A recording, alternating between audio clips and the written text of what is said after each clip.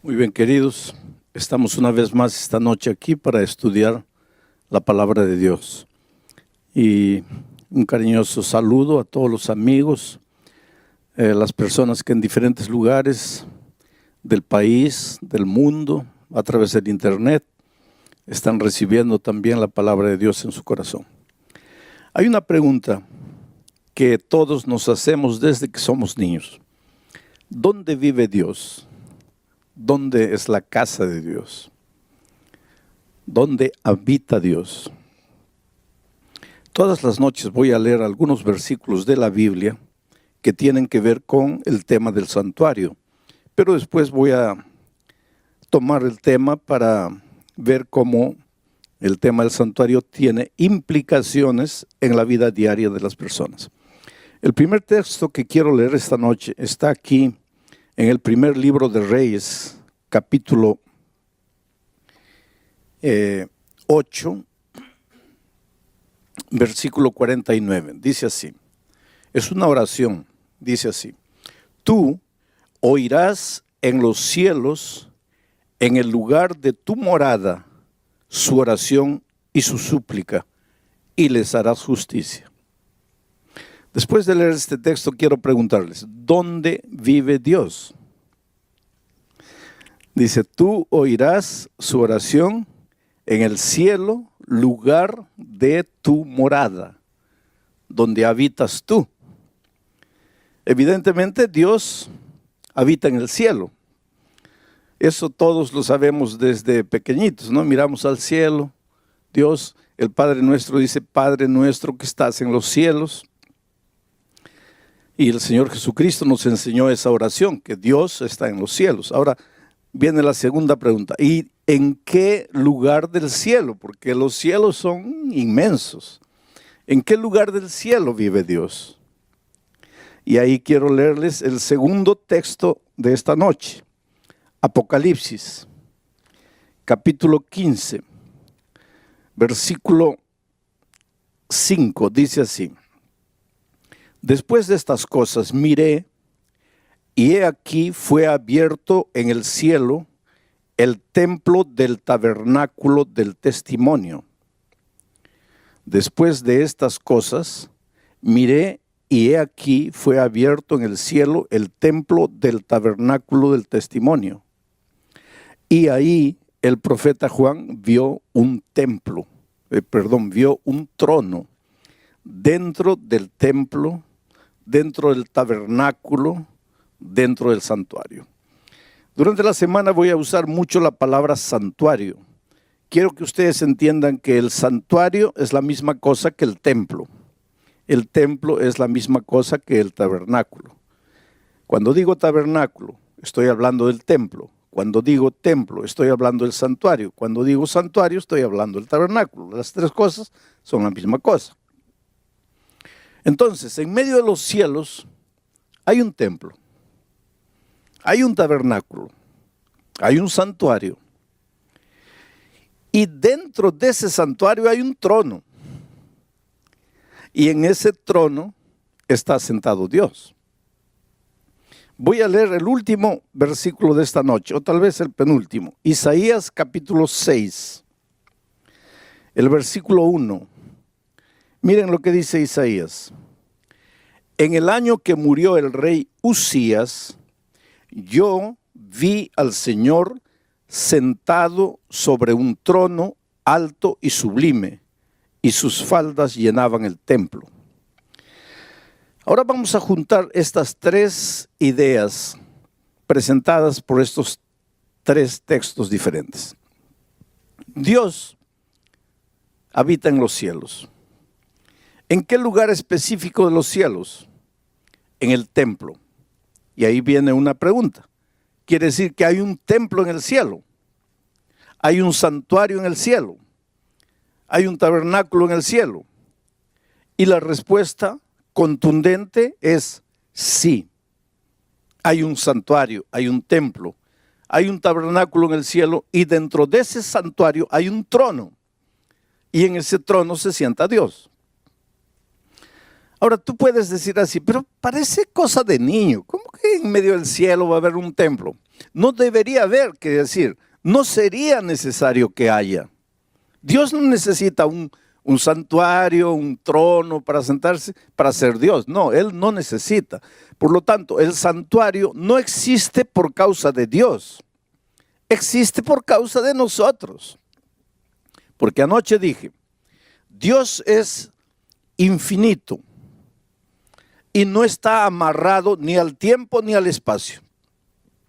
Pero los seres creados, incluyendo los ángeles, somos finitos y estamos amarrados al tiempo y al espacio. Entonces, ¿cómo un Dios infinito que no se amarra al tiempo ni al espacio podría mantener comunión, compañerismo con un ser finito amarrado al tiempo y al espacio? No habría manera de encontrarse. Pero como Dios lo que más quiere es vivir con sus hijos, porque Dios te ama, tú eres precioso para Dios. Jamás pienses que Dios te deja, que Dios no se preocupa por ti. Entonces, como Dios te ama y quiere mantener comunión contigo, compañerismo contigo, quiere caminar contigo, andar contigo, entonces Él busca en el infinito universo un punto en que el Dios infinito, que no está amarrado al tiempo ni al espacio, se junte con el ser finito amarrado al tiempo y al espacio. Ese punto de convergencia es el santuario celestial, el santuario allá en el cielo. Y ahora, Juan, al escribir el Apocalipsis, dice que dentro de ese santuario hay un trono. Y Isaías dice, y yo vi a Dios sentado en su trono en el año que murió el rey Usías. Esto es interesante. ¿Sabes por qué? Usías fue un rey que murió con lepra, leproso. Y en aquellos tiempos la lepra era una cosa vergonzosa, una cosa terrible, sinónimo de pecado. El rey Usías murió leproso por su rebeldía, por su atrevimiento, por su pecado contra Dios. Murió leproso. Ahora imagínense toda la nación de Israel, sabiendo que las naciones vecinas sabían que Israel relacionaba la lepra con pecado. ¿Cómo se sentían todos los habitantes de Israel sabiendo que su rey había muerto leproso? Estaban avergonzados. Y no solo eso, sino que estaban sin rey, porque acababa de morir el rey. Y cuando el líder desaparece, pues todos tiemblan. ¿Y ahora qué hacemos? ¿Cómo resolvemos nuestros problemas? Y en esos momentos ya los ejércitos enemigos estaban preparándose para invadir Israel. Y ahora no había rey. Estaban desesperados. Y mire, en esas circunstancias de desesperación, de vergüenza, de incapacidad, de impotencia del ser humano, Isaías dice, yo vi a Dios sentado en el trono. Esto es interesante. Porque aunque las cosas en esta tierra parece que van a deshacerse, aunque parezcan las cosas en esta tierra que no funcionan, aunque parezca que todo se está viniendo para abajo, hay un Dios sentado en el trono. Y el trono simboliza control. Quiere decir, Dios nunca pierde el control de las cosas. Dios nunca pierde el control de la situación. Para ti, desde el punto de vista humano, puede ser, mi hogar ya no tiene salida, está todo acabado, está todo perdido. Y nosotros los seres humanos constantemente usamos esa expresión, ahora ya está todo perdido, ahora ya está todo acabado. Y muchas veces pensamos que la única salida es la muerte. O entonces la única salida es huir, escaparse, correr, esconderse. Pero cuando en alguna circunstancia de tu vida, en la vida financiera, en la vida profesional, en la vida familiar, donde sea, en algún momento de tu vida, tú sientas como que estás perdiendo el control de la situación, tú sientas como que las cosas se te vienen abajo, tú sientas como que no hay solución para nada, recuérdate que Dios siempre está en el trono. Dios siempre está en el control de las cosas. Por lo menos, por lo tanto, no te desesperes. Querido, si en este momento tú estás viviendo ahí, el momento más terrible de tu vida, no ves luz, no ves salida, todo es oscuridad, y por casualidad o porque un amigo te invitó, prendiste la televisión o prendiste el internet, y en este momento la palabra de Dios está llegando, pero tú estás escuchando y casi no entiendes nada porque solo estás pensando en tu drama, en la situación terrible que parece que no tiene solución. Recuérdate, para ti todas las cosas pueden estar confusas aquí en la tierra, pero hay un Dios en el cielo que tiene el control de las cosas y ese Dios es tu Padre, y ese Dios te ama y para ese Dios tú eres importante.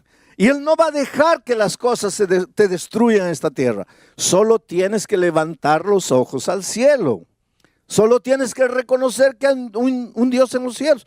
Porque hay una cosa interesante con nosotros, los hombres. Cuando todo va bien, no miramos al cielo. Mi padre durante 34 años recibió la palabra de Dios, y siempre dijo, no, no, no. Y fue esquivando hasta que un día un cáncer tocó su vida.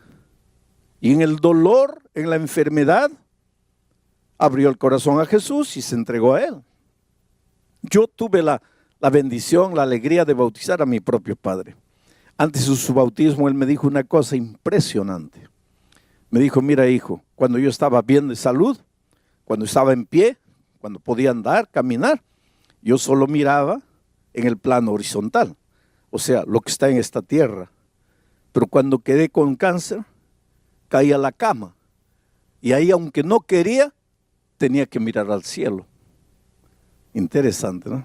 Cuando todo va bien, ¿para qué Dios? Cuando todo va bien, Dios pasa a un segundo plano. Pero hay momentos en la vida en que las cosas parecen que se escapan de tu control. Tú te esfuerzas, luchas y no, se te va. No puedes, llegas a la conclusión que como ser humano no puedes. En esos momentos recuerda que Dios está en el trono y que Dios está en el control de todo. Ahora vengo al cuarto texto de la Biblia y aquí voy a detenerme porque este es el centro de mi mensaje para esta noche. Y es Romanos 6:23. Y esto, tal vez tú te preguntes qué tiene que ver con el tema del santuario, pero es justamente a partir de aquí que nace la importancia del santuario.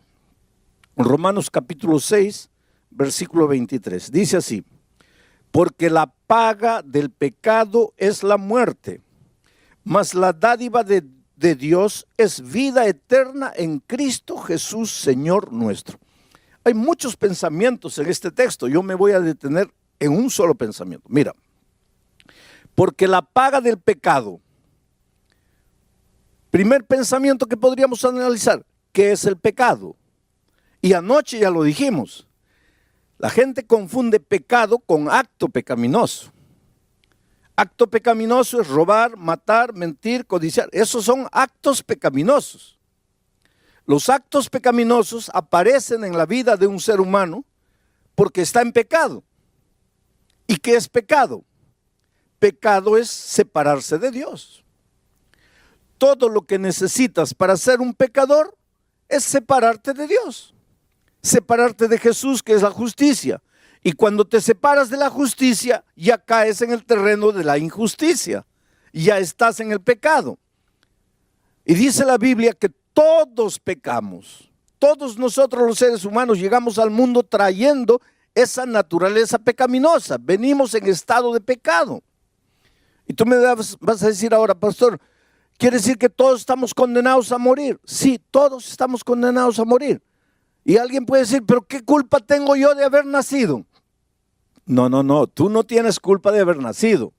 Y no te vas a perder porque naciste pecador. Tú no tienes culpa de haber nacido. Pero Dios proveyó el remedio. Y si te mueres un día, si mueres la muerte eterna, no será porque has nacido pecador. Será porque no tomaste el remedio. ¿Y cuál es el remedio? El remedio está en el santuario. Y vamos a entrar durante esta semana al santuario para encontrar el remedio para el problema del pecado. Bueno, vamos al texto. de Pablo. Dice, porque la paga del pecado es la muerte. Muerte. Pecado, muerte. El pecado te lleva a la muerte. Muerte y pecado son prácticamente la misma cosa. La paga del pecado es la muerte.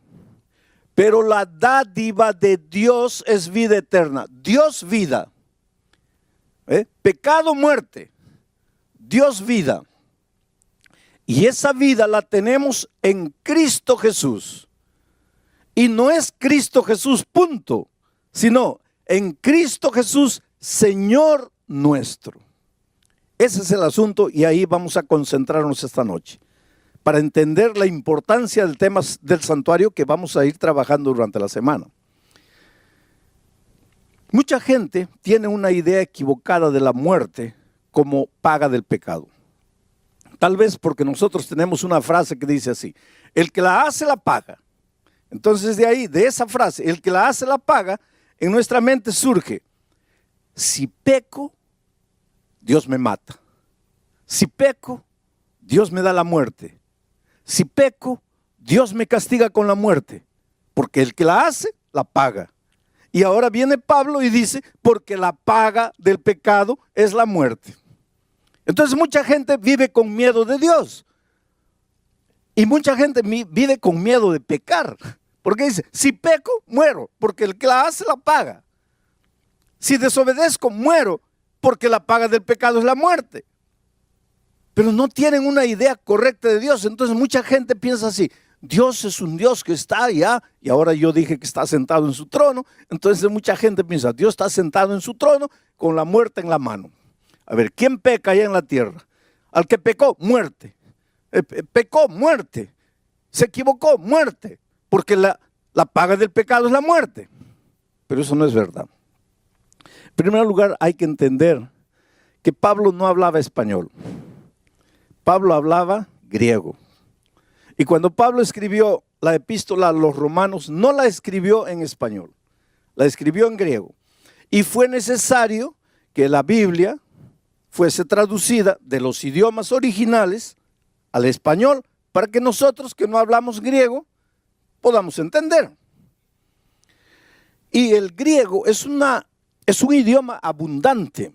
Por ejemplo, para la palabra amor, en griego hay 5 palabras diferentes. Pero en español, para la palabra amor, solo tenemos 1. Por eso nosotros, el ser humano, ama a la esposa, ama la comida, ama al gato, ama al loro, ama todo, porque solo tenemos la palabra amor, pero en griego no, en griego para amor a Dios es una palabra, amor a la esposa es otra palabra, amor al hijo es otra palabra, amor entre hermanos es otra palabra, porque el griego es un idioma abundante. Entonces, mira, esta palabra, porque la paga del pecado es la muerte, podría ser traducida como, porque el resultado del pecado es la muerte. O como, porque la consecuencia del pecado es la muerte. A mí me gusta la traducción que presenta este texto así, porque el resultado del pecado es la muerte. El resultado del pecado es la muerte. Porque si tú piensas así, porque la paga del pecado es la muerte, ¿qué vas a pensar? Que la muerte es un castigo divino. Pero si tú ves el texto como el resultado del pecado, la muerte, no tiene nada que ver Dios con la muerte. Y ahora quiero que entiendas una cosa. Mira, Dios es vida. Dios no es muerte. Jesucristo dijo, yo soy el camino, la verdad y la vida. Jesús es la vida. Él dijo, yo he venido para que todos tengan vida y la tengan en abundancia. Juan dice, el que tiene al Hijo tiene la vida. El que no tiene al Hijo de Dios no tiene la vida. Por lo tanto, aquí está Jesucristo. Y este es el territorio de la vida. ¿Ah? Aquí del otro lado está el Señor de la muerte, el enemigo de Jesús. Y aquí está el territorio de la muerte. Vida y muerte no pueden andar juntas. Porque ¿qué cosa es la muerte? La ausencia de la vida. ¿Y qué es la vida? La ausencia de la muerte. Donde hay muerte no hay vida. Si Cristo es vida, si Dios es vida, ¿cómo te va a dar la muerte? Para darte la muerte, Él tendría que tener muerte. Pero Él es Dios, vida. En la vida no hay muerte. ¿Cómo es que te va a dar la muerte? ¿Cómo es que te va a castigar con la muerte? Porque para darte alguna cosa, Él tendría que tenerla. Pero Él es vida, Él no tiene muerte. Entonces, ¿qué es lo que está diciendo Pablo cuando dice, porque la consecuencia del pecado es la muerte? Porque el resultado del pecado es la muerte. Lo que él está diciendo es lo siguiente, que si tú estás en Cristo, estás en la vida, estás vivo, porque estás en el territorio de la vida, porque Cristo es vida. Pero si Jesús es la vida y yo me separo de Jesús, ¿de quién me estoy separando? De la vida. Y al separarme de la vida estoy entrando al territorio de la muerte. Este es territorio de muerte. Mira, no muero, cuidado, no muero. Yo siempre digo, ojalá muriera. Porque si muriera, pues ya se acabó el dolor, se acabó el sufrimiento, se acabó la tristeza, se acabó la miseria, se acabó todo, porque el que muere ya no sabe nada. Los muertos no saben nada, dice Eclesiastés. Pero el asunto es que cuando me separo de Jesucristo, entro al territorio de la muerte, pero no muero, sigo respirando, sigo viviendo, sigo comiendo, sigo trabajando, sigo vendiendo, sigo entrando, sigo saliendo.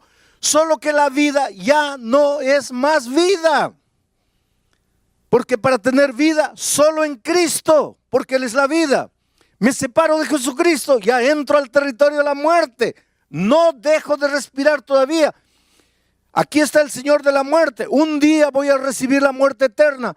Pero es un camino largo, desde que me separo de Jesucristo hasta la muerte eterna. Es un camino largo que la Biblia le llama camino de condenación. Camino de condenación. En este camino voy muriendo lentamente. En este camino suceden dos cosas. Mira, la primera, el diablo te puede quitar todo. Te quita el matrimonio, tu matrimonio se deshace. Te quitan los hijos, los mete en las drogas, en los vicios, en la promiscuidad. Te quita la vida financiera, te hunde en las deudas. Y al hundirte en las deudas no sabes qué hacer de dinero, te metes a robar. Por lo tanto te quitan los valores, te quitan los principios. Vas muriendo. Este morir no es instantáneo. Es un morir, muriendo todos los días. Vas muriendo, muriendo, muriendo, muriendo. Hasta que llega un momento que dices, Dios mío, ¿para qué estoy en esta tierra? ¿Para qué vine al mundo? ¿Para qué estoy aquí? Mejor me muriera. Pues que estás en el territorio de la muerte. Esa es una de las cosas que te puede suceder en el territorio de la muerte. La otra cosa es que el diablo te puede dar todo. Te da dinero, te da poder, te da fama, te da una mansión, te da un auto nuevo, te da todo. Pero no te da paz, porque el diablo para darte paz tendría que tener paz y él no tiene paz. Entonces no te puede dar paz. Entonces el dinero, la fama, el poder, la gloria no te sirven de nada porque no tienes paz. En la noche llegas, te acuestas, te revuelcas en la cama de un lado para otro, cuentas carneritos para dormir y no duermes. Y entonces, ¿qué pasa? Una pastilla para dormir. El mes siguiente, 2 pastillas. El otro mes, 3 pastillas. Llegas un momento que estás enviciado en pastillas y no duermes. Hay gente que me dice, pastor, yo no sé qué me pasa. Yo no he hecho nada de malo. Yo no he ofendido a nadie. Yo no le debo a nadie, pero no tengo paz. Vives angustiado, vives vacío, vives desesperado. Esa no es vida, querido. Esa no es vida. Dios te ama, Dios quiere que seas feliz. Dios quiere lo mejor de lo mejor para ti. Pero hay una cosa, Él no puede hacer nada contra tu voluntad. Él respeta mucho tu voluntad. Bueno, estás en el territorio de la muerte. ¿Hay solución para ti? ¿Hay salida para ti? Claro que sí. ¿Y cuál sería la salida? La salida lógica. Tú estás aquí sufriendo en el territorio de la muerte. No quieres más esta vida miserable. ¿Cuál sería la solución lógica? Dar media vuelta y volver a la vida. Y en Jesucristo tendrías la vida y tus problemas estarían resueltos. Pero ahí viene la clave. cuando estás viniendo hacia Jesucristo, cuando estás regresando hacia la vida, porque querido, Dios te ama mucho. Y desde que tú te vas de Él y te vas al territorio de la muerte, ¿tú crees que Dios se queda feliz? No. Él te llama, te llama, te llama, te llama. Por eso dije anoche que la historia del mundo es el hombre corriendo, corriendo, corriendo, y Dios atrás de él, atrás de él, atrás de él. El hombre escondiéndose, escondiéndose, escondiéndose, y Dios atrás buscándolo, buscándolo. Dios llama. Desde el Génesis hasta el Apocalipsis, la Biblia es un libro de llamado. En el jardín del Edén, Dios llega. Adán, ¿dónde estás? Y desde ese día, Pedro, María, Juana, Rosa, ¿dónde estás? Elisa, ¿dónde estás?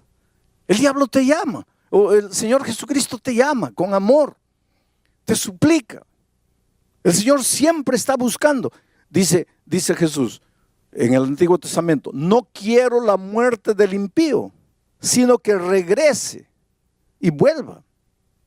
Dice, volved, volved, ¿por qué moriréis, oh casa de Israel? Dios te ve ahí en el territorio de la muerte, sufriendo con la vida destruida, no puedes dormir. ¿Tú crees que Dios está feliz? No, Él te ama, Él quiere traerte de vuelta, solo que no puede traerte por la fuerza. Tú tienes que querer. Pero muy bien, un día te cansas de sufrir y decides regresar al Señor Jesucristo. Solo que cuando estás volviendo, el diablo es muy astuto. Y te digo una cosa, mira. Hay mucha gente que tiene una idea equivocada del diablo. La primera cosa que te voy a decir, el diablo no es ateo.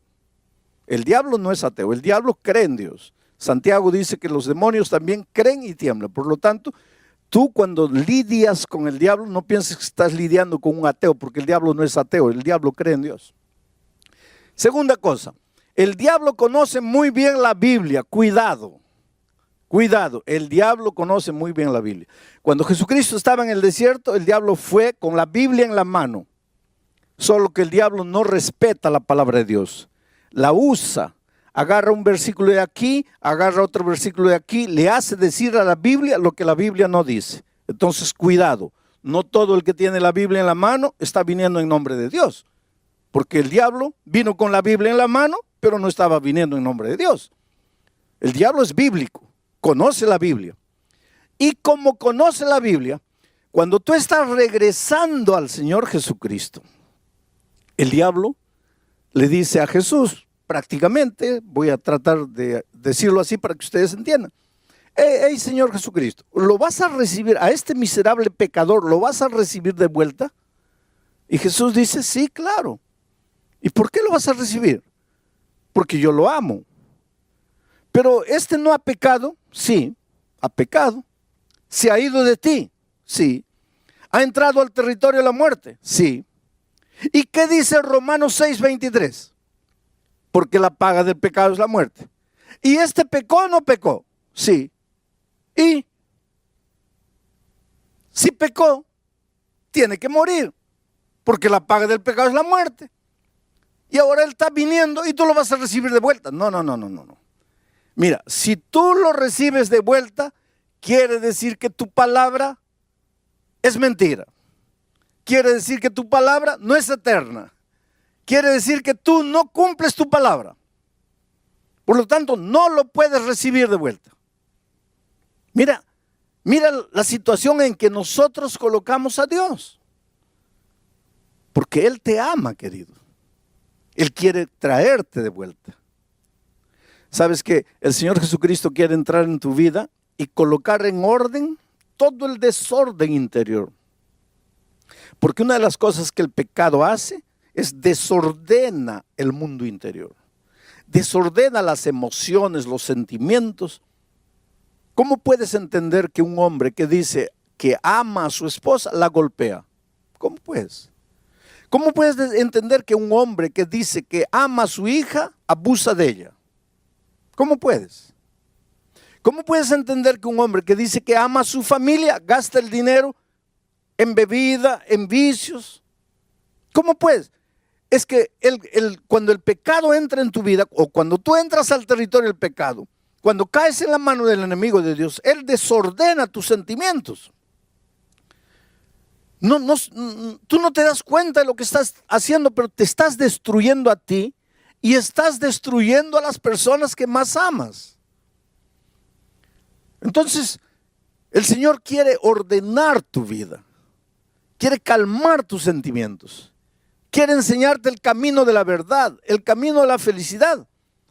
Solo que tú estás metido en un problema porque has pecado, te has venido aquí y ahora el diablo dice, no, Señor, si se ha venido, tiene que morir. Pues ahí entra la persona maravillosa de Jesucristo. Porque Jesucristo dice así, está bien, Él pecó y tiene que morir. Ya, porque el resultado del pecado es la muerte. Y Él se apartó, tiene que morir. Pero yo lo amo. Yo lo amo. Sí, pero Él pecó. Es verdad que pecó, pero yo lo amo.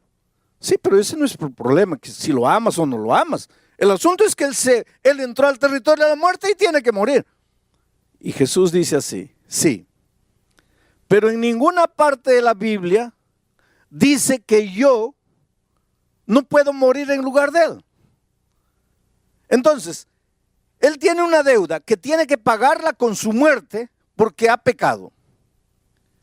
Pero yo voy a ir a la tierra y voy a morir y con mi muerte voy a pagar su pecado. Y es eso lo que hizo el Señor Jesucristo. Vino a este mundo para morir por nosotros. Y hoy día, gracias a la muerte de Cristo, nosotros podemos recibir la vida eterna. Solo que este asunto de Cristo vino, murió por mí, es difícil de entender al ser humano. Y para que el ser humano entienda qué es lo que hizo Dios, mandó a los israelitas construir el santuario. Porque en el santuario el Señor fue explicándoles cómo es que se puede solucionar el problema del pecado. Cómo es que aunque el hombre murió, alguien puede morir en su lugar. Y el tema de mañana es impresionante. Porque ya comenzamos ahora a analizar el plan de salvación dentro del tema del santuario. Querido, el Espíritu de Dios sigue moviéndose hoy y llamando a las personas. Ahí donde estás, puedes creer que el Espíritu Santo está trabajando en tu corazón. Tú corres, corres, corres, el Espíritu te sigue y te sigue. Mira, hay un joven llamado Patricio. Trabaja para una empresa de aviación grande aquí en América Latina. Ese muchacho nació y creció amando mucho al Señor Jesucristo, amando mucho a la Virgen María, amando mucho a sus padres, amando mucho la fe de sus padres, de sus abuelos, de sus bisabuelos. Pero un día se confrontó con la palabra de Dios.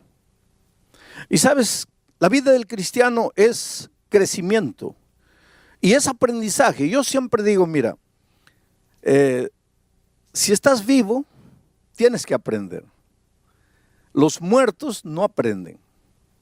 Cuando yo encuentro una persona que no quiere aprender, yo pienso, esa persona está muerta y no se da cuenta que está muerta. Inclusive Juan, hablando en nombre del Señor Jesucristo a la iglesia, a las iglesias del Apocalipsis, les dice, tienes nombre de que vives, pero estás muerto. Una persona que no quiere aprender, una persona que se resiste a aprender, está muerta. Porque los vivos aprendemos. Ahora, no es fácil aprender. ¿Sabes por qué?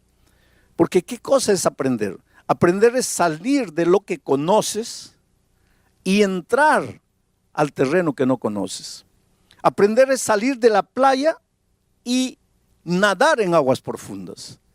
Y esto es doloroso, porque el ser humano inconscientemente tiene miedo de lo desconocido. Por eso es que hay mucha gente que no quiere aprender.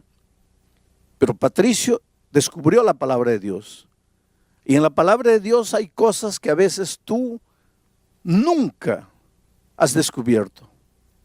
Y a medida que él comenzó a descubrir las verdades, comenzó a sufrir en su corazón con las verdades, porque no es fácil aprender y crecer. Él conoció a una persona a través del internet. Y esta chica cuyo nombre no sé si tengo escrito aquí. No lo tengo. ¿Cómo te llamas? ¿Ah? Jessica. Jessica conoció a Patricio a través del internet, hace unos 4 años atrás, y comenzó a evangelizarlo a través del internet. ¿Qué quiere decir evangelizar? A hacerle conocer el evangelio a través del internet. Llegaron sermones míos grabados a las manos de Patricio. El Espíritu de Dios usó esos sermones para tocar el corazón de él. Mas los estudios que por internet Jessica le daba, llegó un momento en que él sufría. Ayer Patricio estaba en Santiago de Chile, escuchando el mensaje a través del internet. Después del mensaje, él asistió a las preguntas y respuestas de entrevistas que me hacen después del mensaje. Y en una de esas respuestas, o en una de esas preguntas me preguntaron, ¿cuál es el lugar de los sentimientos en la vida cristiana? Porque Patricio estaba sufriendo. Él decía, mi cabeza ya entendió el mensaje, pero es que mi corazón todavía no siente. Mi cabeza ya comprendió todo. Yo racionalmente sé que este es el camino que Dios quiere para mí, que yo debería bautizarme y nacer de nuevo, pero mi corazón no siente. Y anoche yo en la respuesta dije, mire, no le hagas mucho caso a tus sentimientos, porque después de la entrada del pecado al mundo, los sentimientos son a veces engañadores. Y esa fue la respuesta que Patricio necesitaba en su vida. ¿Sabes que Patricio tomó esta mañana el avión de Santiago de Chile y se vino para aquí a Lima? Y acaba de llegar. Y Patricio en este momento entra al tanque del bautismo para sellar su pacto de amor con Cristo. Para decirle, Señor Jesucristo, yo acepto tu amor, yo acepto lo que hiciste por mí en la cruz del Calvario. Yo me entrego aquí, a ti. Y ahí está Patricio. En este momento, Patricio, quiero que me mires así. Tu vida ha sido una vida de búsqueda. Eres un hombre sincero, eres un hombre honesto. Encontraste la palabra de Dios. Sufriste al principio con las verdades que descubrías. Pero tu honestidad, tu sinceridad te llevó a aceptar el mensaje. Hasta anoche habías aceptado todo racionalmente, pero tú dices, mi corazón no sentía. Sin embargo, Dios usó el programa de anoche para llegar a tu corazón y mostrarte que las decisiones no se toman necesariamente llevado por las emociones, sino por las convicciones que el Espíritu coloca en la mente de la persona. Y tomaste el avión y viniste aquí. En este momento tu corazón está alegre y triste. Alegre porque estás naciendo de nuevo. Medio triste porque yo sé que en el fondo hubieras querido que tu madre mirara tu bautismo. Pero tu madre todavía no tiene condiciones de entender lo que tú estás haciendo. Y tú, para ahorrar el sufrimiento, no le dijiste que estás aquí para bautizarte. Pero este es un día extraordinario. Toda tu vida pasada queda borrada. Y para que de aquí para adelante vivas una vida victoriosa en Cristo, por tu fe, el pastor Bill Quispe, como ministro del Evangelio, por el mandato divino, te bautiza en nombre del Padre, del Hijo y del Espíritu Santo. Amén.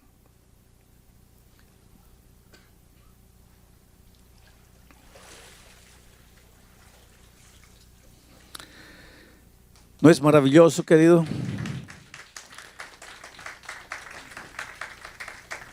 Qué cena linda, ¿no es cierto?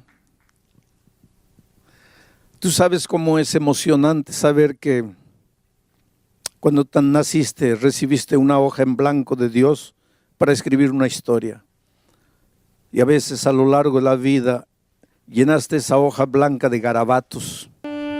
Hiciste tanta tontería en la vida. Te heriste a ti mismo, heriste a tanta gente inocente que no tenía culpa de nada. Lloraste, viviste, sufriste. Y ahora te preguntas, ¿qué hago con mi vida? Y ahora te preguntas, ¿dónde está Dios? Y ahora te preguntas, ¿por qué me sucede todo lo que me sucede? Y ahora en las noches oscuras de tu vida lloras tu soledad, tu tristeza, tu derrota. Yo quisiera decirte que el Señor Jesucristo está más cerca de ti de lo que tú imaginas. Jesús te ama, te ama, te ama. Jesús quiere entrar en tu vida, revolucionar tu vida. Quiere colocar tus sentimientos, tus emociones, tus pensamientos en orden. Pero no puede hacerlo si tú no aceptas. No puede hacerlo si tú no te entregas. Es que, pastor, pequé tanto. ¿Cómo Dios puede perdonarme? Yo no entiendo cómo Dios te puede perdonar, porque yo no entiendo cómo Dios me perdona a mí. Una cosa sé: Él no puede hacer nada por ti si tú no quieres. En este momento, entrégate al Señor Jesucristo.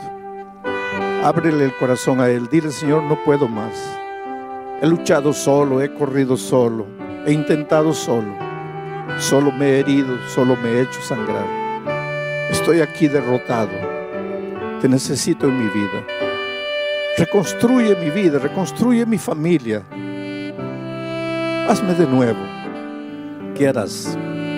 ¿Qué harás con la invitación del Señor Jesucristo? ¿Seguirás caminando, seguirás peregrinando en el territorio de la condenación? ¿O darás media vuelta y correrás a los brazos de Jesús? La respuesta es solo tuya. Jesús te puede llamar, te puede invitar, te puede encontrar, te puede buscar, pero no te puede traer por la fuerza. Tú tienes que tomar la decisión.